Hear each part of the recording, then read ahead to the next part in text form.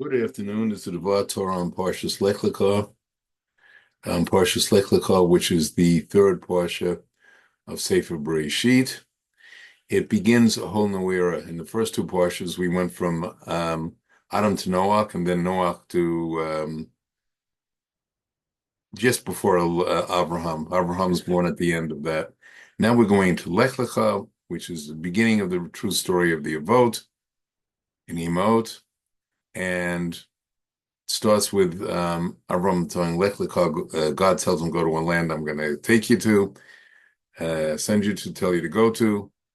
And he has to do three things, Avram, which are then Avram has to do three things that are very difficult. One, leave his ancestral land. Two, leave his home. And three, leave his family. All the things that we normally use as points of reference. As soon as he gets there, there's a famine, and he has to go down to Egypt, which is a whole adventure in itself. And the parsha then goes on through a number of the tests of incidents of Abraham, ending with him having the mitzvah of Brit Milah, circumcision, at age 99. Now, what I would like to focus on today is a couple of pasukim in the parsha, and one of them is in chapter 14, and it starts with the following.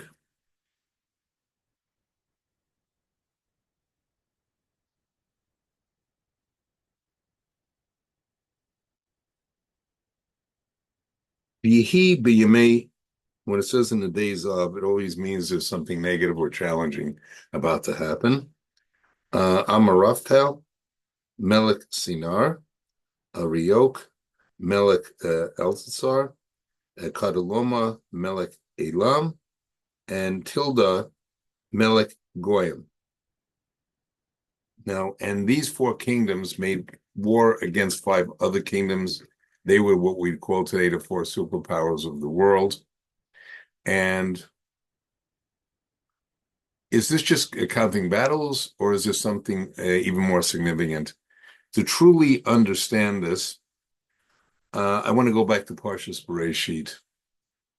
Now, in Parshas Bereshit, at the beginning, very famous pasuk, second pasuk, when it says Bereshit is the first Greek bara Elohim et Shemayim bet haaretz, and the beginning of Hashem's creating the heavens and the earth. Haaretz haya tohu v'bohu v'choshek al pnei tahom emroach Elohim rakefet al pnei hamayim. Encompassed, many meanings to this, obviously. They're encompassed within this verse is the entire major history of the world, at least the history of the relationship between Bnei Israel, Israel, the Jewish people, and the rest of the world, the 70 nations. And as explained in Midrash Rabbah 2 and Bereshit, it explains that this is talking about the four exiles. Now, Israel, to summarize a bit of the history, Bnei Israel went through five exiles. The first one was the Egyptian, which was the prototype exile, which we'll be saying more about in future parshas, plus the four other exiles, starting with our exile from the first temple by the Babylonians. And how is this encompassed here? Because this is explained in the Midrash. Tohu represents the Babylonian exile, the first of the four exiles. Bohu represents a Persia Mede, which was two nations, a point to keep in mind. Choshek represents darkness, which in all things represents Greece. And Al Panei Tahom is talking about the Esav Edom Rome, the fourth exile. And very interestingly, it then goes on to Rok Elohim Mivarefet Al Panei Mayim, and the Shem's divine presence up on the surface of the waters, which is to tell us that after the defeat of the first four empires, which is sort of the last one, question is whether it's one or two empires, I'll get to that. the Zman of Mashiach, Melech Mashiach will come, and it will be an era of peace, millennium. And now, what does that have to do with the Parsha and the Pasuk I just read? Now, those four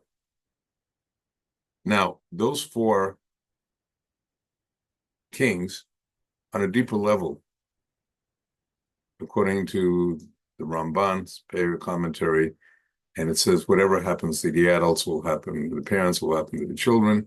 So whatever Avram was doing there, battling these four kings, is ultimately going to affect us as we went through living through the four exiles, which are the last one we're in right now. And so looking at that arrangement, who was the first exile? The first exile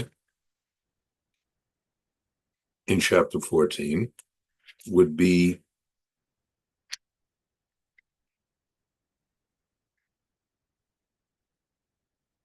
Aramathel, Melech Sinar. They represent Bavel. Ariel, Melech, El Star.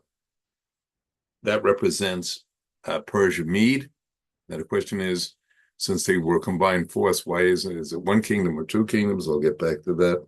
Chedel Momo Melech Elam, that he represents Greece, and that was started by one conqueror, dictator, Alexander the Great, and then broke up into a number of smaller kingdoms, which will be the Hanukkah story, which is not for today. And Tilda Melech Goyim. Now Tilda, Tidar, Melech Goyim is, why do they refer them as nations? Everybody else, they name one place. It's a geographical location. Why would the last one use the kingdom of many peoples? Because is explained those Rome had a policy of annexing troops and people from all nations. If they were ready to attack a kingdom and the king surrendered, he'd be made a viceroy. If not, the Romans would go and annihilate every person, and the dogs also. They wouldn't leave anything alive, anything living alive. And that represents the fourth exile. Now, this exile is also manifested in a vision of Daniel.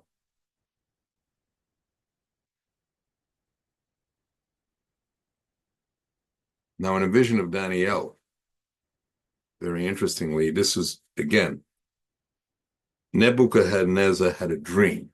Now, when Pharaoh has a dream, some portions from now, he's going to tell Yosef, and he told all of his magicians, they couldn't figure it out, and he had to give an interpretation. Nebuchadnezzar was even more stubborn. He said, he told Daniel, you have to tell me what my dream was, and then explain it.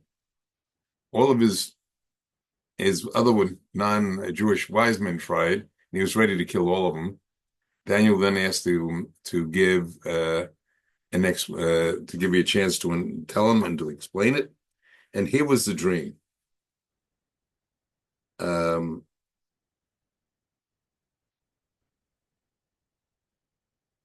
Samla, this image, Reshi Zi Dehav, Tav Dehidot, Deroti, the Kesef, Miuta Yeredechet Dai Nakshes.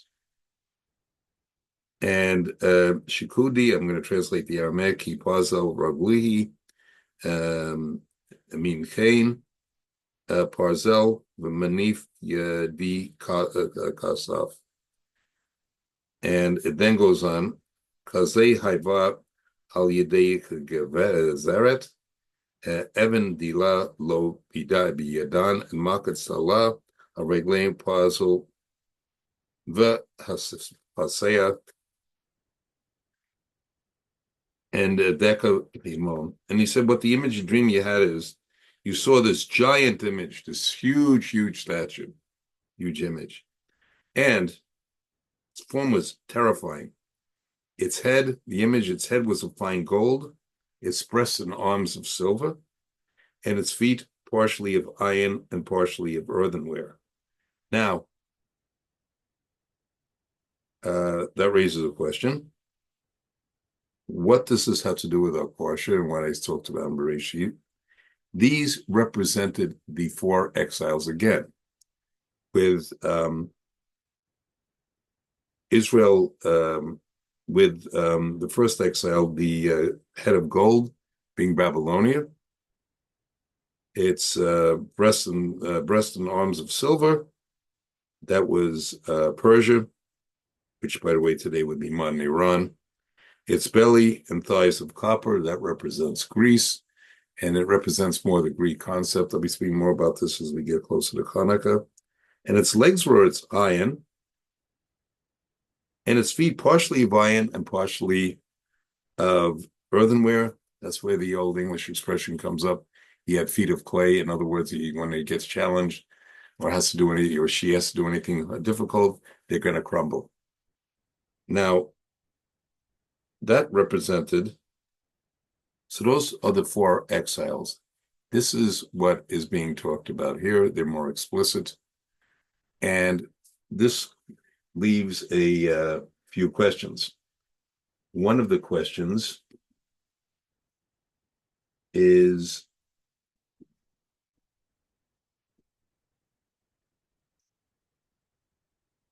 was Avram aware of any of this? Was Avram aware of any of these exiles? Did he have a prophetic vision of that? And it says, he asked Hashem in chapter 15 of this week's Parashat, how I'm childless, how do you know I'm going to have a descendant? And Hashem tells him to go outside, talks about how you'll have as many offspring as the stars. And then he told him to build an altar, put some birds on it, Brit Besarim. There's again a lot of symbolism and meaning. But the pasuk I'd like to focus on, after he's made all of this, then the birds, they said the birds came up onto the sacrifices, and Avram drove them away. Who were those? Those, according to Midrashim, are the 70 nations of the world, who many times have come against us. Now, and then it says, Vihi, and it happened, Hashemish Lobo, as the sun was about to go, Betramadema Nafalet al Avraham, a deep sleep fell upon Avraham, and behold, Hine Ema Chashecha Gedola Nefeles Elav, and a deep sleep fell upon Avraham, and behold, a great darkness fell upon him. Now again, who is that supposed to be?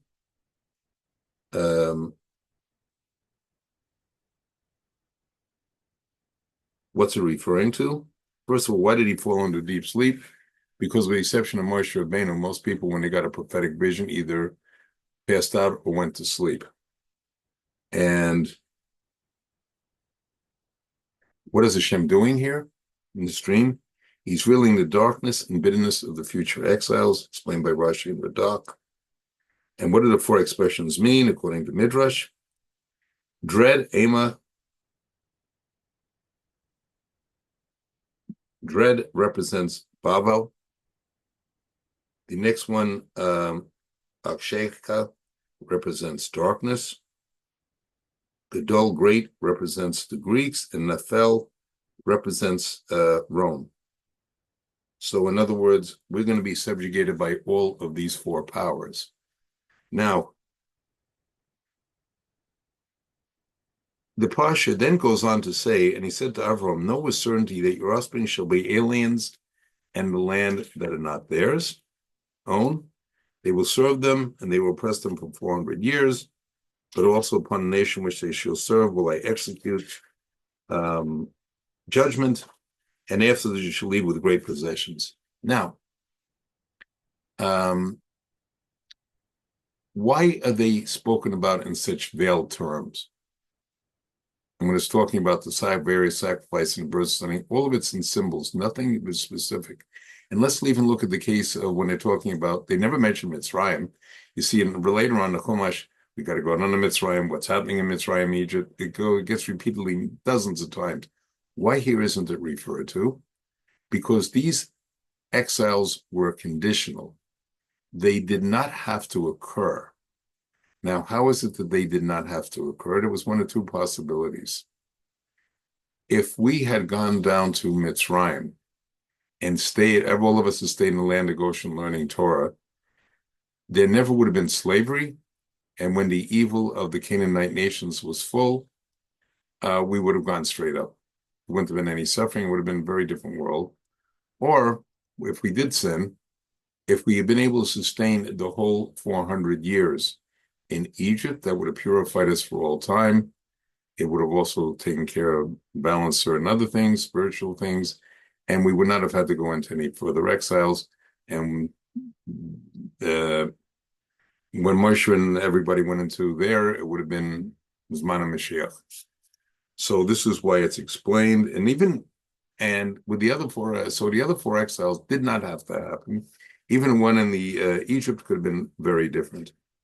Now, it then goes on to discuss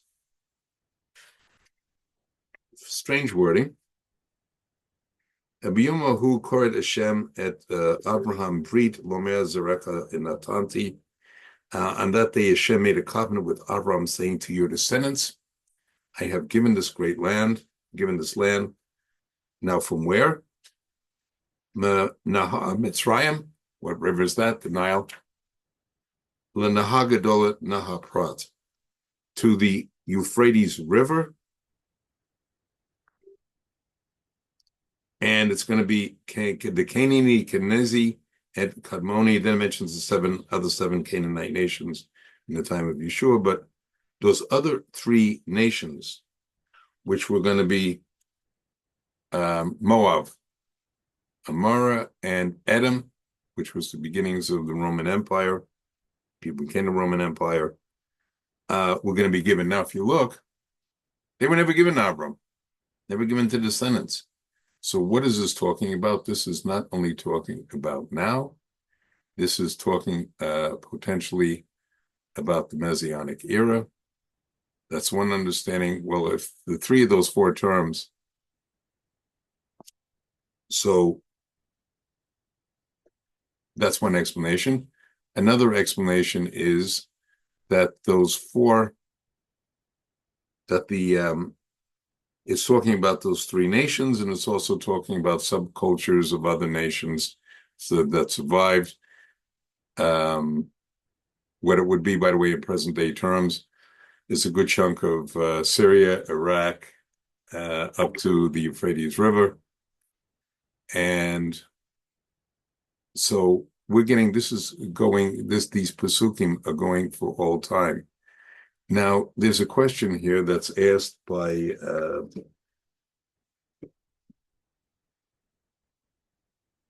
the book, the Drushes Nasasiya Arab, and he's asking a question, by the way, that is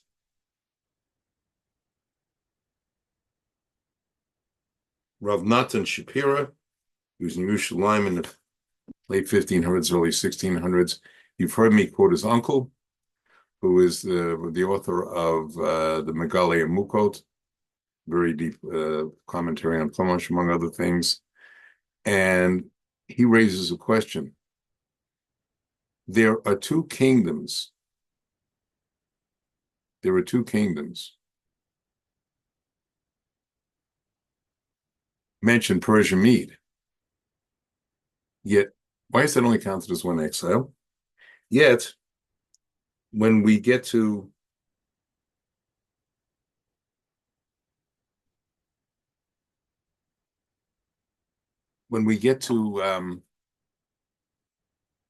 Rome, Asa Benham Rome, he's going to say, based on the book of Daniel's image, that Nebuchadnezzar was sent by God. it says that the final exile will be legs of iron combined with clay. And then eventually the image is going to fall apart, which means the end of the exiles and our redemption is Mana Mashiach. Now, the question is, why two legs? What's the meaning of the two legs? And they're explaining that it's the B'nai, one is Esav Edom Rome, one leg, which is the fourth exile. So who's the other leg? And we're explaining that that's the sort of, some people will commentators say fifth exile, others say part of the fourth exile. That's the B'nai Ishmael, which is very relevant today. And so Rav Nathan Shapira has a question. Taking all that, how do we know that Persian Medes was only one exile and there was two exiles?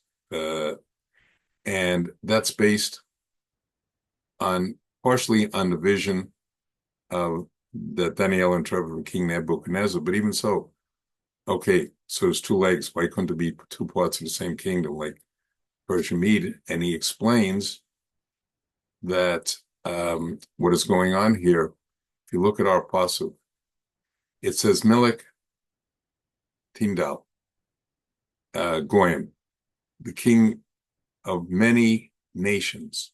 So the word Melech is telling us the exile of Esav Edom Rome, and the word many nations is telling us there's somebody, and the B'nai Ishmael consists of many nations, and therefore that's the proof for that exile. As we're living in very momentous times, we seem to be getting more momentous all the time. May we this year merit that redemption. Good Shabbos and Shabbat Shalom.